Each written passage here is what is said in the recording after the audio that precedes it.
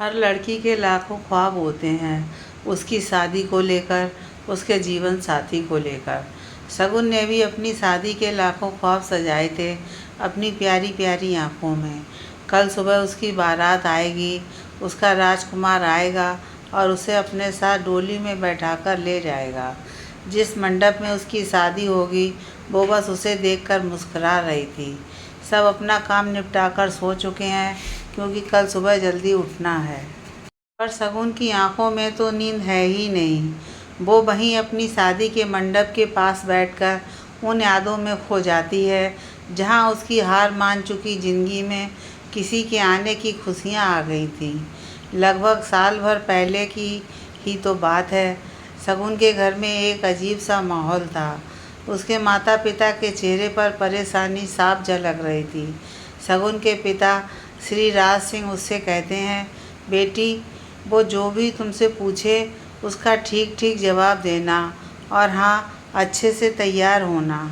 तभी शगुन की माँ श्रीमती सुधा देवी मुंह बनाते हुए कहती हैं, ये चाहे जितना भी सच समझ ले, रहेगी तो वैसी ही जैसी है। यूँ तो शगुन बहुत खूबसूरत है, गेहुआ रंग, खूबसूरत नैन नक्श, पर उसकी माँ उससे हमेशा ऐसे ही बात करती थी। दरअसल वो शगुन की सौतेली माँ है। शगुन की माँ का ध्यान शगुन के जन्म के बाद ही हो गया था। उसकी माँ की ही अंतिम इच्छा थी कि उसकी बेटी का नाम शगुन रखा जाए। उस समय शगुन की दादी माँ जीवित थीं। शगुन की माँ तो इस दुनिया से जाने से पहले अपनी बेटी को शगुन नाम दे गई थी, पर उसके आते ही उसकी माँ इस दुनिया से चल बसी। इसीलिए उसकी दादी माँ ने उसे अब शगुनी कहा। उन्हें शगुन से इतनी नफरत हो गई थी कि उन्होंने कभी उसे प्यार से गोद में भी नहीं उठाया। कुछ ही समय बाद उन्होंने अपने बेटे की दूसरी शादी सुधा से करवाई। सुधा शुरू में तो शगुन से बहुत प्यार करती थी। कुछ समय बाद सुधा की गोद भर गई। एक दिन सुधा की तबीयत अचानक बहुत ज़्यादा बिगड़ गई। शगुन की दादी माँ और पिता सुधा को अस्पताल लेकर गए। सुधा का गर्भपात हो गया। यह बहुत ही दुखद था पूरे परिवार के लिए। उसकी दादी माँ ने इसके लिए भी उसे ही जिम्मेदार ठहराया। यह सब इस अपशगुनी की वजह से हुआ है। अब सुधा के दिल में भी शगुन के लिए नफरत पनप चुकी थी। खैर, उसकी दादी माँ अपने दिल में उसके लिए नफरत लेकर इस दुनिया से विदा हो गईं। कुछ समय बाद फिर से सुधा की गोद भरी और उसने एक प्यारी सी बच्ची को जन्म दिया। उसका नाम उन्होंने रिया रखा। सुधा रिया को हमेशा शगुन से दूर रखती थी, पर उसकी नफरत दोनों बहनों के प्यार को छू भी ना पाई। रिया और शगुन को देखकर कोई कह भी नहीं सकता था कि वे दोनों सौतेली बहनें हैं। उनके पिता उन दोनों के प्यार को देखकर जितना खुश थे, उनकी माँ उतनी ही नाखुश। इसी नफरत और प्यार के सफ़र में समय कैसे बीत गया, कुछ पता ही नहीं चला। दोनों बहनें अब जवान हो गईं। शगुन का ग्रेजुएशन पूरा हो गया और रिया ने कॉलेज शुरू किया। शगुन के पिता ने अब उसका विवाह करने का फैसला लिया। उन्होंने एक से एक रिश्ते देखे, पर ना जाने क्यों कहीं बात ना बनी। ना जाने कितने रिश्ते आए और शगुन को ठुकराकर चले गए। शगुन में ऐसी कोई कमी नहीं थी कि जिसे वजह बताकर उसके रिश्ते को नकारा जाए। पढ़ाई के साथ साथ घर के कामों में भी कुशल थी। फिर भी हर बार सब उसके लिए ना कह देते। आज भी रिश्ते वाले उसे देखने आ रहे थे। परेशानी और चिंता उसके माता पिता के चेहरे पर साफ झलक रही थी। लगातार इतने प्रस्तावों के द्वारा ठुकराए जाने के बाद शगुन अब कुछ टूट सी गई थी। ऐसा हो भी कैसे ना, उसकी सौतेली माँ उसे ताने जो कसा करती थी, पर उसके पिता और बहन हमेशा उसकी हिम्मत बढ़ाते थे। अपनी माँ की बातों से वो जितना दुखी होती थी, अपने पिता और बहन की बातों से उसे उतनी ही राहत मिलती थी। घर के दरवाजे पर लड़के वालों के आने की दस्तक होती है। एक बार फिर शगुन कठपुतली की तरह उनके सामने पेश आती है। उनके हर सवालों का जवाब देती है। लड़के की माँ उसे हर तरह से जांचती हैं। उसका रंग, उसकी चाल, उसकी आवाज़, जैसे वो लड़की ना होकर कोई सामान हो। शगुन का आत्मविश्वास जैसे कुछ हो ही ना। पर पिता की बेबसी के आगे वो चुप रही। दुर्भाग्यवश ये रिश्ता भी ना हो सका। शगुन सोचने लगी कि आखिर उसमें कमी क्या है। फिर शुरू होता है उस पर तानों का प्रहार। सुधा न जाने कब तक ये बोझ बनकर हमारे सर पर बैठी रहेगी। मिस्टर राज गुस्से में, मैं कुछ कहता नहीं हूँ तो इसका मतलब ये नहीं है कि तुम शगुन को कुछ भी बोलोगी। मुझे चाहे पूरी ज़िंदगी अपनी बेटी को अपने पास रखना पड़े, मैं रख लूँगा, पर खबरदार जो आज के बाद फिर कभी तुमने उसे बोझ कहा। इसी तरह गुस्से में बोलते हुए अचानक शगुन के पिता ने अपने सीने के बाईं ओर अपना हाथ रखा और कराते हुए नीचे गिर गए। शगुन, पापा पापा, क्या हुआ आपको? पापा उठिए। सुधा रोते हुए, ये इन्हें क्या हो गया? रिया जल्दी जा, गाड़ी निकाल, इन्हें अस्पताल ले चलते हैं। रिया तुरंत ही रोते रोते बाहर जाती है और गाड़ी निकालती है। तब तक शगुन और सुधा राज को बाहर लेकर आ जाते हैं। वो राज को पीछे वाली सीट पर बैठाते हैं। सुधा राज के साथ बैठती है। शगुन आगे की सीट पर बैठने ही वाली होती है कि तभी सुधा गुस्से से उसे कार में बैठने से मना कर देती है और रिया को चलने के लिए कहती है। यह वक्त कुछ भी कहने सुनने का नहीं था तो शगुन वहीं रुक जाती है और रिया गाड़ी का रुख अस्पताल की ओर करती है। शगुन बेचैन सी अपने कमरे में टहलती रहती है। मन ही मन भगवान से प्रार्थना करती है कि उसके पापा को कुछ ना हो, वो सकुशल घर लौट आए। कुछ देर बाद उसके फ़ोन की घंटी बजती है। शगुन तुरंत फ़ोन उठाती है। शगुन फ़ोन उठाते ही प्रश्न करती है, कैसे हैं पापा? रिया रोते हुए, दीदी थोड़ा रुककर, दीदी पापा को हार्ट अटैक आया है। यह सुनकर तो जैसे शगुन के पैरों तले ज़मीन ही खिसक गई हो। शगुन खुद को संभालते हुए, तू रो मत रिया, कुछ नहीं होगा पापा को। मैं अभी अस्पताल आ रही हूँ, तब तक तू माँ को संभालना। रिया, जी दीदी। फ़ोन करते ही शगुन अस्पताल के लिए अपनी स्कूटी निकालती है, पर आज तो जैसे वक्त भी उसका इम्तहान ले रहा था। वो कुछ दूर जा पाती है कि उसकी स्कूटी ख़राब हो जाती है। शगुन खुद से ही बड़बड़ाते हुए कहती है कि इसे भी आज ही ख़राब होना था। आज तो यहाँ कोई ऑटो या टैक्सी भी नहीं दिख रही। अब क्या करूँ, कैसे जाऊँ?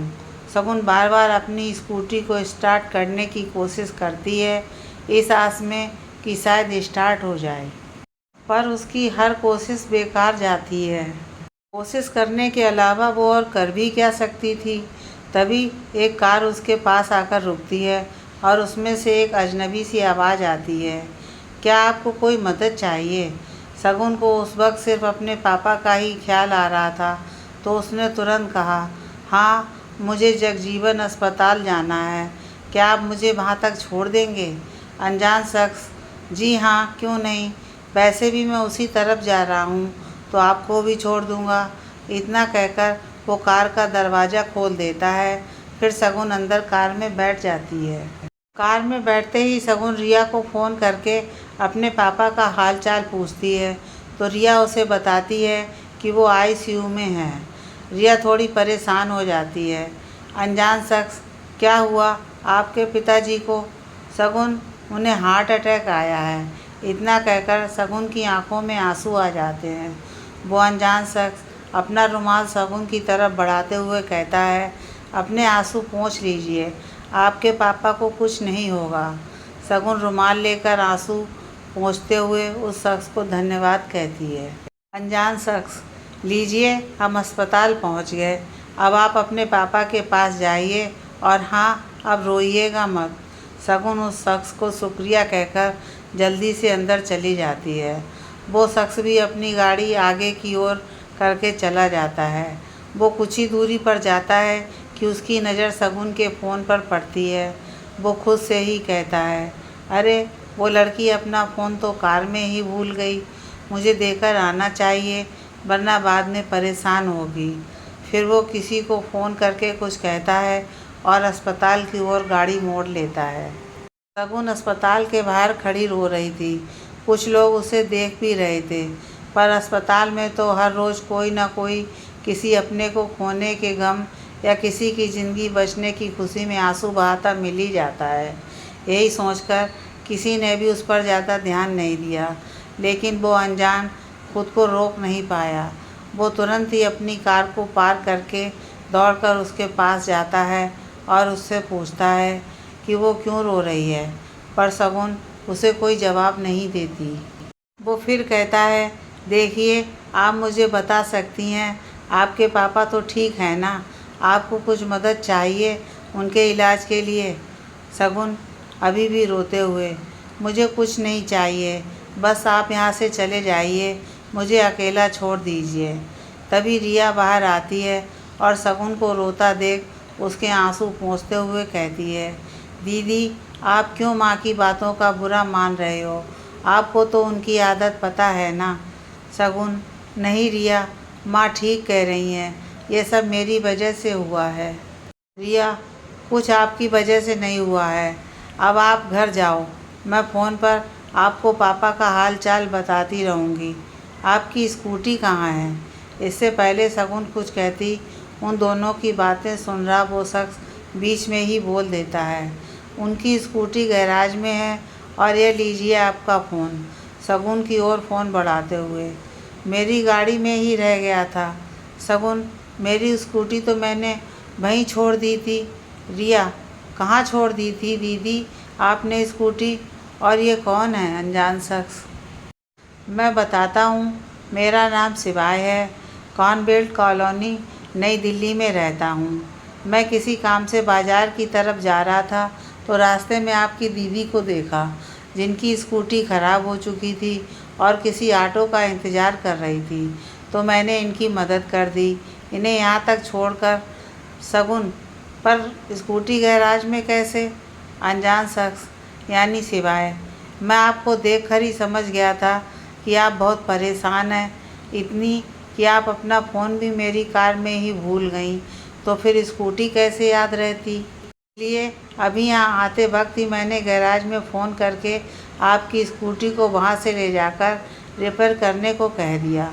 शगुन, बहुत बहुत धन्यवाद आपका। शिवाय, अरे इसमें धन्यवाद की क्या बात है, कभी मुझे भी ज़रूरत हुई तो आप मेरी मदद कर देना। आपकी मदद? शगुन, जी ज़रूर। तभी रिया शिवाय से कहती है, अगर आपको कोई परेशानी ना हो तो क्या आप मेरी दीदी को घर तक छोड़ देंगे? शगुन बीच में ही टोकते हुए, नहीं नहीं, मैं ऑटो से चली जाऊंगी। शिवाय, तो ऑटो का किराया आप मुझे दे देना। शिवाय की इस बात पर तीनों हंसने लगते हैं।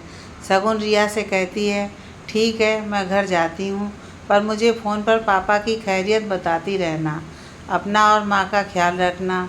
रिया, ठीक है दीदी, आप भी अपना ख्याल रखना। रिया अस्पताल के अंदर जाती है और शगुन शिवाय के साथ उसके कार में अपने घर को। शिवाय कार चलाते हुए, वैसे आपका शुभ नाम क्या है? शगुन, शगुन। शिवाय, अरे वाह, आपका नाम तो वाकई शुभ है। शगुन, शगुन दुखी मन से, काश। शिवाय, ऐसा क्यों कह रही हो आप? वैसे आप रो क्यों रही थीं? आपकी बहन ने ये क्यों कहा कि माँ तो ऐसे ही बोलती हैं हमेशा आपको? शिवाय ने एक साथ इतने सवाल कर दिए कि सबके जवाब देने के बजाय शगुन की आंखों में आंसू आ गए, पर उसने कुछ जवाब नहीं दिया। ऐसी ही थी शगुन, अपने दर्द को हमेशा अपने अंदर ही छुपा कर रखती थी, कभी किसी से कुछ नहीं कहती थी। फिर शिवाय उसकी तरफ देखकर कहता है, ठीक है, अगर आपको कुछ नहीं बताना है तो ठीक है, मत बताइए, पर आप रोइए मत। शिवाय फिर मजाकिया तरीके से कहता है, काश मैं आपका मन पढ़ पाता। शगुन चौंक कर कहती है, जी क्या मतलब? शिवाय शगुन की ओर देखकर मुस्कुराते हुए कहता है, मतलब यह कि मुझे नहीं पता है कि आपका घर कहाँ है। आपसे कुछ पूछता हूँ तो आप रो देती हैं, इसलिए कह रहा हूँ कि काश आपका मन पढ़ पाता। हंसते हुए, उसमें आपके घर का पता लिखा होगा ना? शिवाय की इस बात पर शगुन को हंसी आ जाती है। वो हंसते हुए कहती है, माफ़ कीजिएगा, ये तो मैंने आपको बताया ही नहीं। मैं सर्वप्रिय बिहार में रहती हूँ, मकान नंबर 72 उमा निवास मेरा पता है। सिवाय, जी शुक्रिया। शगुन फिर सिवाय की ओर देखकर कहती है, शुक्रिया तो मुझे आपका करना चाहिए मेरी इतनी मदद करने के लिए। बातों बातों में सिवाय शगुन को अपने बारे में बताता है कि उसने होटल मैनेजमेंट का कोर्स किया है दिल्ली विश्वविद्यालय से। बहुत जल्दी ही वो अपना खुद का व्यवसाय इसी दिशा में बढ़ाएगा, पर शगुन अपने बारे में कुछ भी नहीं बताती। सिवाय कार में ब्रेक लगाते हुए कहता है, लीजिए आपका घर भी आ गया। शगुन उसे शुक्रिया कहकर जाती ही है कि सिवाय उससे कहता है, अपना ख्याल रखिएगा, आपके पापा जल्दी ही ठीक हो जाएंगे और हाँ, आपकी स्कूटी भी कल तक आपके घर आ जाएगी। शगुन एक मुस्कान देकर अपने घर में चली जाती है और सिवाय अपनी मंजिल को। पर पूरे रास्ते वो शगुन के बारे में ही सोचता रहता है, यहाँ तक कि रात को उसे नींद भी नहीं आई। वो यही सोचता रहता है कि उसकी माँ ने उसे क्या कहा होगा जो वो रो रही थी, और क्यों। पता नहीं दोबारा मुलाकात होगी या नहीं, पर मैं उसके बारे में इतना क्यों सोच रहा हूँ। उस रात सिवाय को नींद नहीं आई। वो पूरी रात शगुन के बारे में सोचता रहा। अगले ही दिन उसने सोचा कि वो अस्पताल जाकर शगुन से मिलेगा और उसके पिताजी का हाल चाल भी जान लेगा। फिर खुद से ही बड़बड़ाते हुए कहता है, नहीं, ये ठीक नहीं होगा, कहीं वो और उसके परिवार वाले मुझे गलत न समझ लें। वो अपना फैसला बदलकर अपनी दिनचर्या में व्यस्त हो जाता है। कितने दिन हो गए, पर सिवाय के दिल से शगुन का ख्याल जा ही नहीं रहा था। बस किसी तरह उसने अपने आप को समझाकर रोका हुआ था। तभी सिवाय की छोटी बहन शिवी उसके कमरे में आकर कहती है, भैया आज मेरी दोस्त नहीं आ रही हैं, तो आज आप मुझे कॉलेज छोड़ने जाएंगे। सिवाय प्यार से अपनी बहन के सर पर हाथ फेरते हुए कहता है, सिर्फ छोड़ने ही क्यों, हम अपनी डॉल को लेने भी आएंगे। अब जाओ, जल्दी जाकर तैयार हो जाओ। शिवी जल्दी से जाकर तैयार हो जाती है। सिवाय उसे लेकर कॉलेज पहुंचता है तो उसकी नज़र रिया पर पड़ती है। तब तक शिवी अपने भैया को बाय बोलकर अपने दोस्तों के साथ अपनी क्लास में चली जाती है। कुछ देर बाद रिया की नज़र सिवाय पर पड़ती है। उसे देखते ही रिया तुरंत उसके पास आती है। सिवाय तुरंत उससे पूछता है, तो आप यहाँ पढ़ते हो? रिया गर्दन हिलाते हुए कहती है, हाँ, पर आप यहाँ कैसे? सिवाय, वो तो मैं अपनी छोटी बहन को छोड़ने आया था। रिया, ओह। फिर सिवाय उससे पूछता है, कैसे हैं आपके पापा? रिया मुस्कान के साथ जवाब देती है, अब वो ठीक हैं और घर भी आ गए हैं। सिवाय थोड़ा सा रुक रुक कर पूछता है, और आपकी दीदी कैसी हैं? रिया अपनी आँखों की भौहें ऊपर उठाते हुए कहती है, क्यों?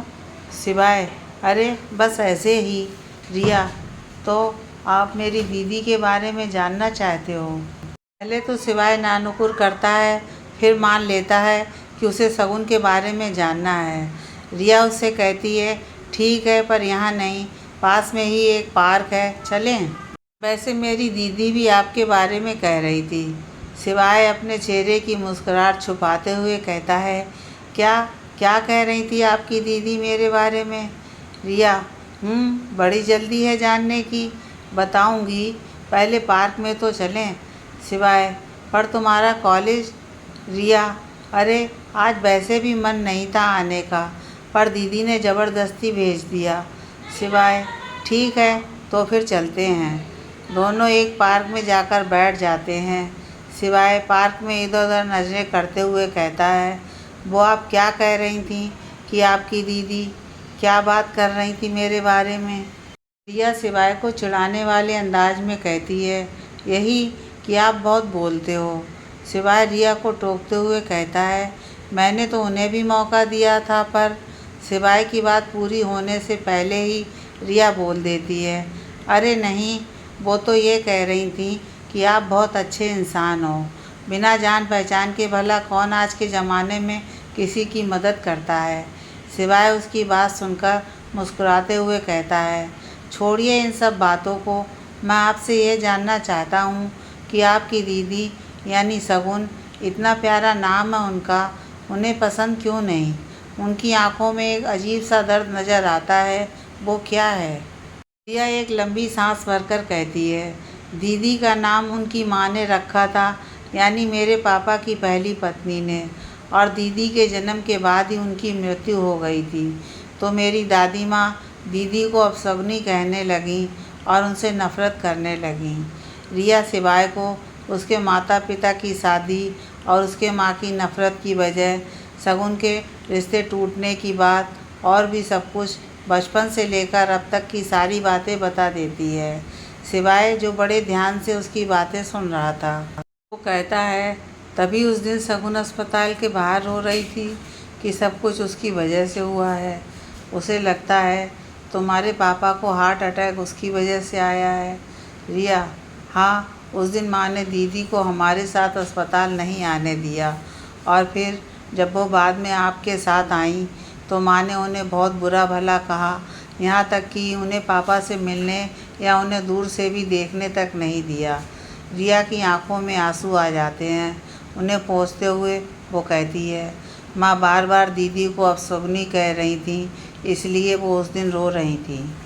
सिवाय आपके पापा आपकी माँ को कुछ नहीं कहते। रिया, हम दोनों सौतेली बहनें ज़रूर हैं, पर सगी बहनों से ज़्यादा प्यार है। माँ की नफ़रत हम दोनों बहनों को अलग ना कर दे, इसलिए वो माँ को कुछ नहीं कहते। सिवाय का शगुन से कोई रिश्ता नहीं था, फिर भी शगुन की ज़िंदगी का दर्द जानकर उसका दिल भर आया था। अब तो बस उसका मन जल्द से जल्द शगुन को मिलने को कर रहा था। वो रिया से कहता है, क्या मैं आपकी दीदी से मिल सकता हूँ?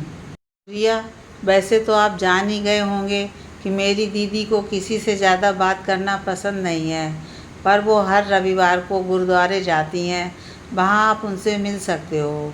सिवाय खुशी से, अरे रविवार तो कल ही है।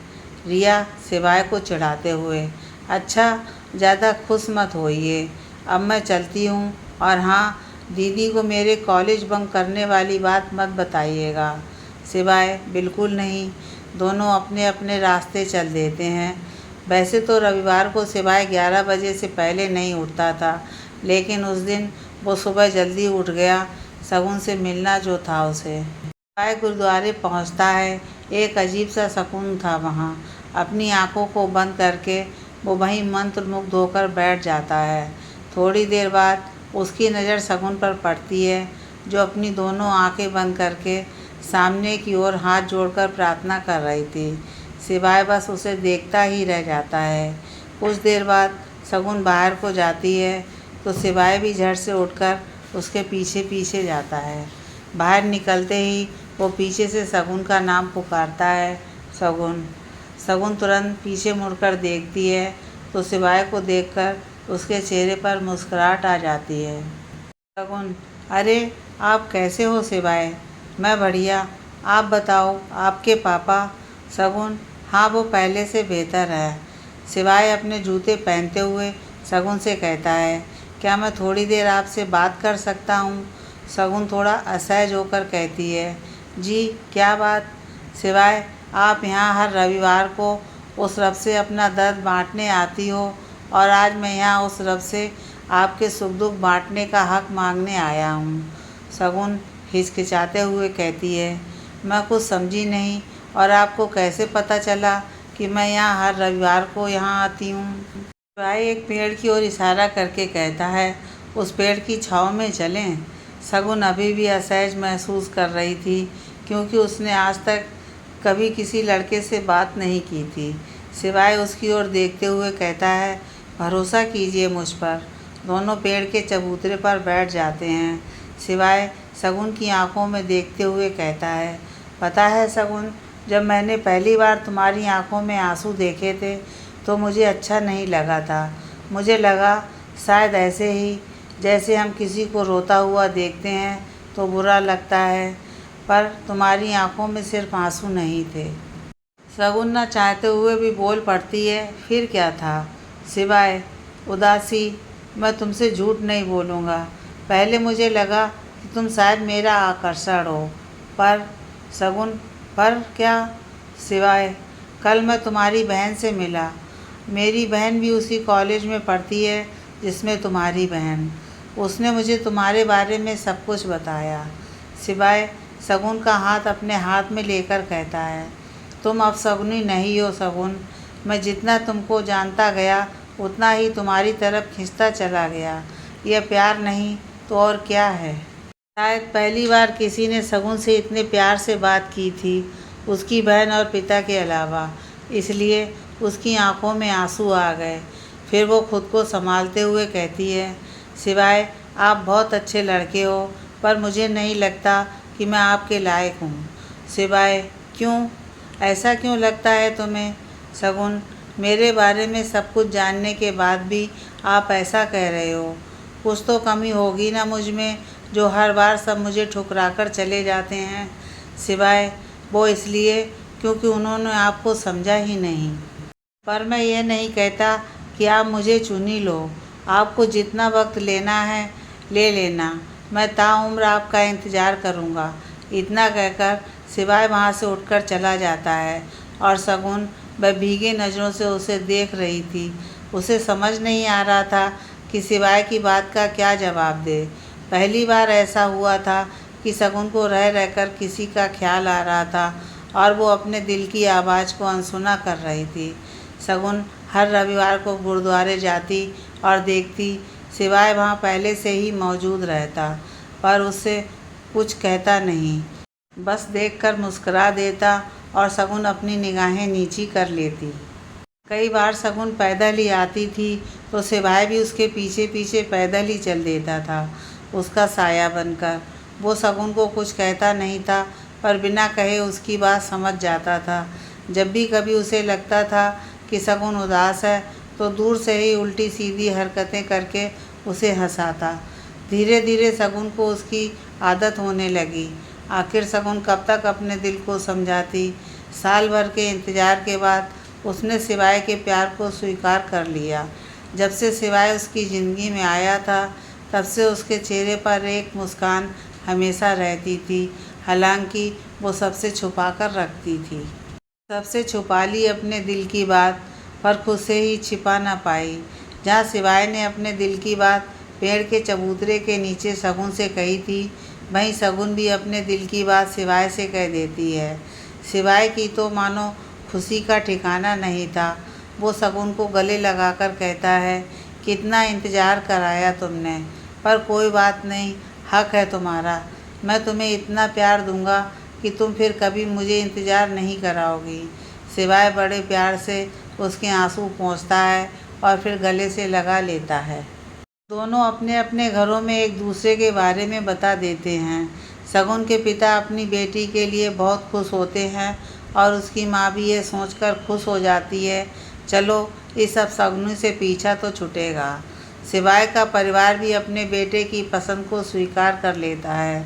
दोनों के परिवार आपस में मिलकर एक दूसरे के रस्म रिवाज जानते हैं और फिर दोनों का रिश्ता पक्का कर देते हैं। शगुन को तो सब कुछ जैसे सपने जैसा लग रहा था। दोनों की सगाई का दिन भी आ गया। शगुन साड़ी में इतनी प्यारी लग रही थी, सिवाय बस उसे देखता ही रह गया। दोनों ने एक दूसरे को अंगूठी पहनाकर एक दूसरे को देखा। शगुन ने शर्माकर अपनी नज़रें नीची कर लीं, पर सिवाय उसे देखता ही रहा। तभी रिया आकर शगुन को छेड़ने लगती है और सिवाय के दोस्त आकर उसे। हंसी खुशी सगाई की रस्म पूरी होती है और 15 दिन बाद शादी का मुहूर्त निकलता है। इतनी जल्दी शादी, दोनों परिवार तैयारियों में जुट जाते हैं।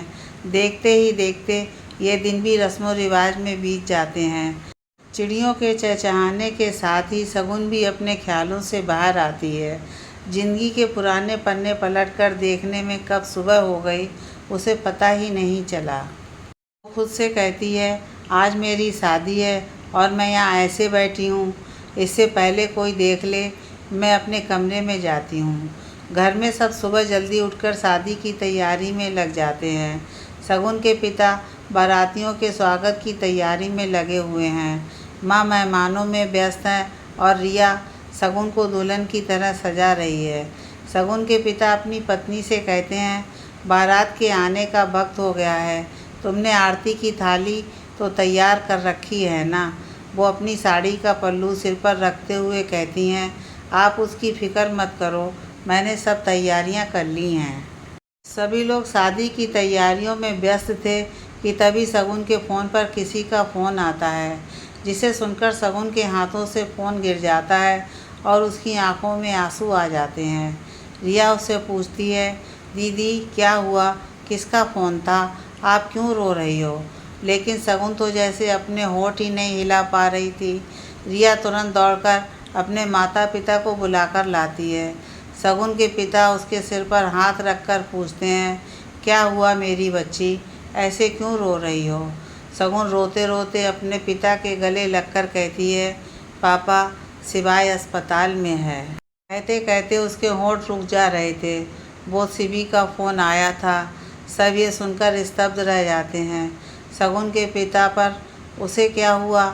तभी शगुन की माँ बोलती हैं, होना क्या है, इस अपशगुनी से रिश्ता जोड़ा है तो उसके साथ कैसे कुछ अच्छा हो सकता है। शगुन के पिता गुस्से में अपनी पत्नी की ओर देखते हुए कहते हैं, तुम जरा चुप ही रहो तो सही होगा। फिर वो शगुन को चुप कराते हुए कहते हैं, तू चिंता मत कर मेरी बच्ची, उसे कुछ नहीं होगा, हम अभी वहाँ चलते हैं। जहाँ थोड़ी देर पहले शादी की धमाचौकड़ी मची हुई थी, वहाँ अब शगुन के रोने की आवाज़ गूंज रही है। शगुन का पूरा परिवार और कुछ रिश्तेदार तुरंत अस्पताल पहुँचते हैं। वहाँ जाकर उन्हें पता चलता है, सीढ़ियों से उतरते वक्त शिवाय का पैर पता नहीं कैसे फिसल गया और वो सीढ़ियों से लुढ़कते हुए नीचे गिर गया। शिवाय की माँ का तो रो रो कर बुरा हाल था। डॉक्टरों ने बताया कि सीढ़ियों से लुढ़कते हुए शिवाय के सर पर गहरी चोट लगी है, जिसकी वजह से 48 घंटे उसके लिए बेहद खतरनाक हैं। उनके मुताबिक अगर इन 48 घंटे में होश नहीं आया तो उसकी जान को खतरा हो सकता है। सब भगवान से यही दुआ कर रहे थे कि शिवाय जल्द से जल्द ठीक हो जाए। सबकी दुआओं का असर भी हुआ। 48 घंटे के समय से पहले ही शिवाय को होश आ गया, पर अभी किसी को भी उससे मिलने की इजाज़त नहीं थी। कुछ दिनों बाद जब उसकी हालत में सुधार हुआ तो सब उसके पास थे, पर उसकी नज़रें बस शगुन को ही ढूंढ रही थीं। उसकी नज़र उसके बाड़ में लगे कैलेंडर पर पड़ी तो उसकी शादी का दिन निकल चुका था, यानी वो 1 हफ्ते से अस्पताल में ही है। उसे बस रह रहकर शगुन का ही ख्याल आ रहा था।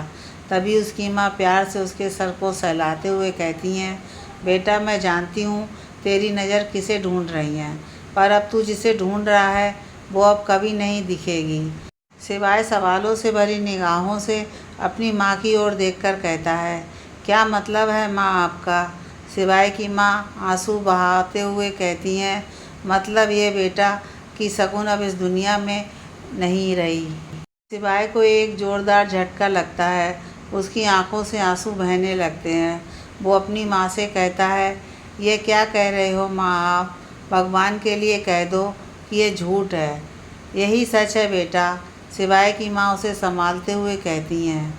तुम्हारे एक्सीडेंट की खबर सुनकर उसके पापा खुद को संभाल नहीं पाए।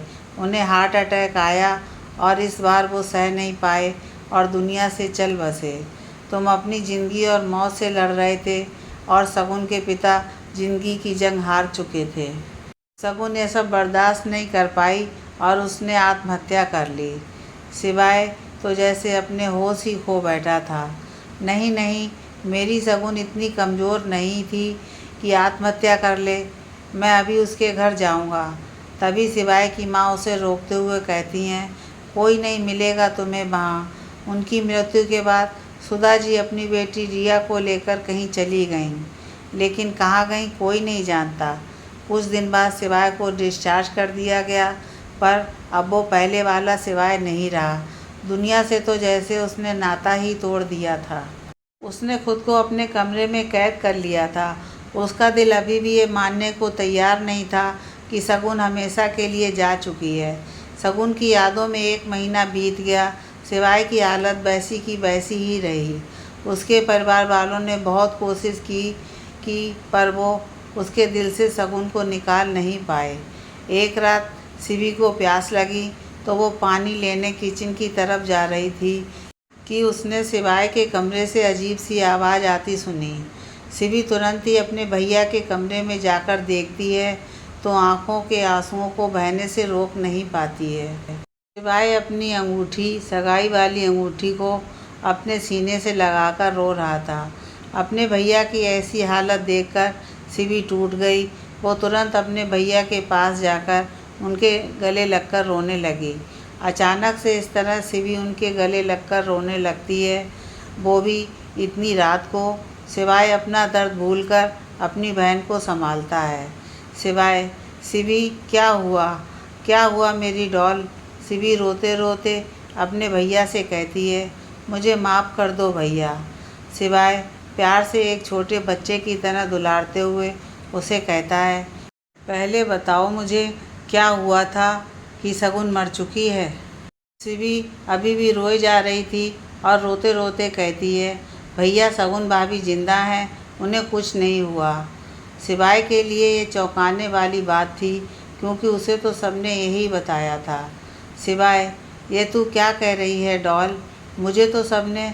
शिवी बीच में ही बोल देती है, झूठ कहा था भैया सबने आपसे। शिवाय को झटका सा लगता है। शिवाय, झूठ? पर क्यों? शिवी, क्योंकि शगुन भाभी ने कहा था सबसे झूठ बोलने के लिए। शिवाय को कुछ समझ नहीं आ रहा था जो शिवी कह रही थी। उसने शिवी से कहा, मुझे ठीक से बताओ शिवी कि आखिर उस दिन हुआ क्या था। शिवी अपने भैया को गले लगाए ही बताती है, भैया उस दिन जब आप सीढ़ियों से गिरे थे तो आपको सर पर बहुत चोट आ गई थी जिसकी वजह से आप बेहोश हो गए थे। हम सब आपको तुरंत अस्पताल लेकर गए। तभी मैंने शगुन भाभी को फ़ोन पर आपके अस्पताल में होने की बात बताई थी। थोड़ी देर बाद भाभी और उनका पूरा परिवार भी वहाँ आ गया। सब रो रहे थे भैया। शिवी अपने भैया को और कस के पकड़कर आंसू बहाते हुए कहती है, डॉक्टर ने कहा था कि अगर आपको 48 घंटों में होश नहीं आया तो आपकी जान को जोखिम हो सकता है। आपकी शादी वाले दिन ही आपके साथ ऐसा हादसा हो गया तो वहाँ मौजूद रिश्तेदार और दूसरे लोग सब कहने लगे कि भाभी अब सुगनी है और उनके घर में आने से पहले ही आपके साथ ये हादसा हो गया, तो घर में आने के बाद क्या होगा? शिवाय, वो अब सगनी नहीं है मेरी डॉल। मैं जानती हूँ भैया, उन्होंने भी लोगों की बातों पर ध्यान नहीं दिया और मंदिर में जाकर आपकी सलामती के लिए दिया जलाया। वो तब तक वहाँ से उठी नहीं जब तक आपको होश नहीं आया। सच कहूँ तो भैया ये उनकी ही दुआओं का असर था जो आपको कुछ नहीं हुआ। लेकिन शिवाय, लेकिन क्या शिवी, उन्होंने तो किसी की बात पर ध्यान नहीं दिया। उन्हें खुद से ज़्यादा आपकी फिक्र थी। पर उनके पिता अपनी बेटी के लिए अब शब्द सुन ना सके। उन्हें हार्ट अटैक आया जो उनके लिए असहनीय था और उनकी मृत्यु हो गई। एक तरफ आपकी ऐसी हालत और दूसरी तरफ उनके पिता की अचानक मृत्यु सबके लिए किसी सदमे से कम नहीं था। भाभी की माँ ने तो भाभी को ना जाने क्या क्या कहा और माँ से कहने लगी कि आपके साथ वो हादसा भी भाभी की वजह से हुआ है क्योंकि वो अब सगनी है। पर माँ ने उनकी बात पर कोई ध्यान नहीं दिया। माँ तो भाभी को बहुत प्यार करती हैं। भाभी की माँ ने उन्हें उनकी पिता की अंतिम संस्कार में भी शामिल नहीं होने दिया और उसी दिन भाभी से सारे रिश्ते ख़त्म करके रिया को लेकर कहीं चली गईं ताकि दोनों बहनें कभी मिल ना पाएँ। इतना सब होने के बाद भाभी बहुत टूट चुकी थी। उन्हें सच में लगने लगा वो अब सुगनी है। उन्होंने अपने पिता को खो दिया, उनकी प्यारी बहन उनसे दूर हो गई। वो आपको खोना नहीं चाहती थी, इसलिए उन्होंने आपसे दूर जाने का फ़ैसला लिया। माँ ने और हम सब ने उन्हें बहुत समझाया कि हम उन्हें अपशगुनी नहीं मानते, पर उनके दिल में तो जैसे ये बात बैठ गई थी कि वो अपशगुनी है, इसलिए उन्होंने ठान लिया कि वो आपसे दूर हो जाएंगी। उन्होंने रोते रोते हम सबसे ये वचन लिया कि अगर आप पूछो कि वो कहाँ है तो हम आपसे यह कह दें कि उन्होंने खुदकुशी कर ली, क्योंकि अगर ऐसा नहीं कहा तो आप उन्हें भूल नहीं पाओगे और ना ही अपने आप से दूर करोगे। भैया हम मजबूर थे, हमें लगा शायद वक्त के साथ आप उन्हें भूल जाओगे और आप पहले जैसे हो जाओगे, पर आप उनके बिना अधूरे हो। पता नहीं वो कहाँ गईं। उन्हें ढूंढ लाओ भैया और अपनी डॉल को माफ़ कर दो। शिवी की आंखों में आंसुओं की धारा बहे जा रही थी, पर शिवाय को तो जैसे नई जिंदगी मिल गई हो। उसके गमों की रात बीत गई और आज की सुबह उसकी ज़िंदगी की सुनहरी सुबह होगी, क्योंकि शायद उसका दिल जानता था कि शगुन कहाँ होगी। उसने शिवी का सर एक छोटे से बच्चे की तरह अपनी गोद में रखा और उसे सहलाते हुए कहा, कोई बात नहीं मेरी डॉल, सच्चे प्यार को बहुत इम्तहान देने पड़ते हैं। तू फिक्र मत कर, मैं सुबह होते ही शगुन को घर ले आऊँगा। तू अब सो जा, मुझे तुम सबसे कोई शिकायत नहीं है। सुबह होते ही शिवाय जल्दी से तैयार होकर बिना नाश्ता किए ही घर से निकल गया है। तो उसकी माँ को आश्चर्य हुआ, क्योंकि जब से उसे शगुन की मौत के बारे में पता चला था उसने बाहर जाना बिल्कुल बंद ही कर दिया था।